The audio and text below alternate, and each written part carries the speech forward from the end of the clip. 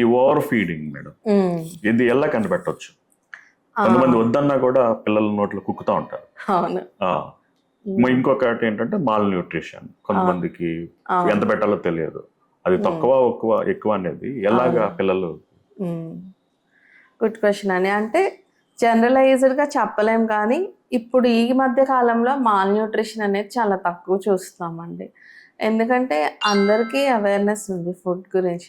ఇప్పుడు మనం ఫేస్ చేసే మోస్ట్ కామన్ ప్రాబ్లం ఎక్కువ అల్ట్రా ప్రాసెస్డ్ ఫుడ్స్ ఇచ్చేయటం పిల్లలకి. So junk food. సో దీనివల్ల ఏంటంటే వెయిట్ ఎఫెక్ట్ అవ్వరు పిల్లలు, వెయిట్ నార్మల్గానే ఉంటారు. తక్కువ అనే కాన్సెప్ట్ ఎక్కువ ఉండదు అన్నమాట. సో ఇంకొకటి ఏంటంటే ఓవర్ ఫీడింగ్. సో ఇది ఎవ్రీ టైం ఒబిసిటీ లానే ప్రజెంట్ అవ్వదు. సో ఓవర్ ఫీడింగ్ ఉన్నప్పుడు ఏమవుతుందంటే ఒక్కొక్కసారి మనం ఫోర్స్గా ఫీడ్ చేస్తాం పిల్లల్ని. సో దానివల్ల వాళ్ళకి ఫుడ్ మీద ఇంట్రెస్ట్ తగ్గిపోతుంది. సో వాళ్ళు తినడానికి ఇష్టపడరు. సో మళ్ళీ వాళ్ళు మా పిల్లలు ఏం తినట్లేదు అని తీసుకొస్తారు అనమాట. సో ఫుడ్ తినట్లేదు అని తీసుకొచ్చే వాళ్ళలో ఒక రీజన్, ఒక పాసిబిలిటీ ఏంటంటే ఫోర్స్ ఫీడింగ్ అనమాట. ఫోర్స్గా మదర్స్ వాళ్ళకి ఏంటంటే గిల్టీ ఉంటుంది, సరిగా పెట్టలేకపోతున్నామేమో అని. సో ఫోర్స్ ఫీడింగ్ చేయటం వల్ల కూడా వాళ్ళకి ఫుడ్ మీద ఇంట్రెస్ట్ తగ్గిపోతుంది. వాళ్ళు పిక్కీ ఈటర్స్ అవ్వటం కానీ, లేకపోతే అసలు తినకపోవటం కానీ ఇలాంటివి చూస్తాం. ఇంకోటి ఏంటంటే సో ఓవర్ ఫీడ్ చేసిన పిల్లలు అది యాక్సెప్ట్ చేసినప్పుడు ఏంటంటే ఒబీస్ కిడ్స్, అంటే బరువు ఎక్కువ ఉండటము, ఇలాంటివి కూడా చూస్తాం. Okay madam. సో ఇంకొకటి వచ్చిన తర్వాత పిల్లలకి ఇష్టమైన ఫుడ్ అనేది ఏమైనా ఉందా? అంటే కొంచెం జ్ఞానం వచ్చిన తర్వాత మనకంటూ ఒక ఫేవరెట్ ఫుడ్ అనేది ఏర్పడుతుంది. అవును. సో వీళ్ళకి ఫేవరెట్ ఫుడ్ అని చెప్పేసి మనం అలవాటు మనం తల్లిదండ్రుల చేతిలో ఉందంటారా? ఫేవరెట్ ఫుడ్ అనా అంటేనండి, ఫేవరెట్ ఫుడ్స్ డెఫినెట్గా అలవాటు చేయొచ్చు. ఆ ఫేవరెట్ ఫుడ్స్లో మనం హెల్దీ ఆప్షన్స్ని ఇంక్లూడ్ చేయాలి. అది ఓకే.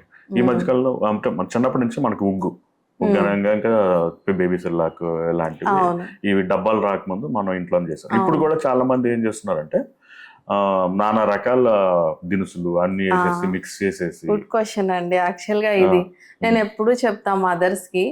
6 months అప్పుడు వచ్చినప్పుడు అడిగినప్పుడు నేను ఇదే చెప్తాను. Start with a single cereal and pulse, అంటే ఒక్క పప్పు దినుసు ఒక్క ధాన్యం కలిపే స్టార్ట్ చేయండి ఉగ్గుని. సో అది నిదానంగా ఒక 3 weeks 4 weeks అయ్యాక, అంటే ఒక 2 weeks ఇదే పెట్టాక డిఫరెంట్వి ట్రై చేయండి.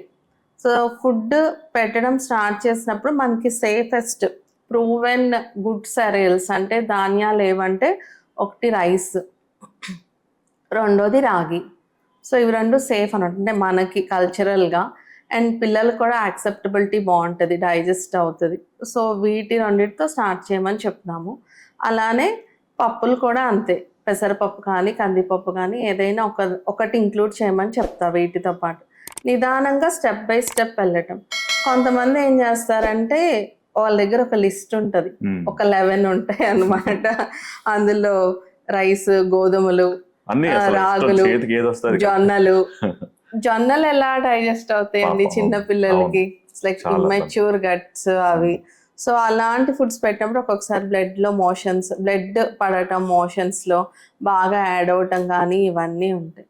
సో కాంప్లెక్స్ ఫుడ్స్కి వెళ్ళేటప్పుడు స్టెప్ వైజ్ వెళ్ళటం మంచిది. ఇప్పుడు మీరు నిజంగా ఆ జొన్నలే పెట్టాలనుకున్నా కానీ అట్లీస్ట్ 10 months 11 months ఆ ఏజ్లో ఇండివిజువల్గా అదొక్కటే ఇంక్లూడ్ చేయండి, కానీ ఇలా అన్నీ కలిపేసి అలా యాక్సెప్టబుల్ కాదు. ఓకే.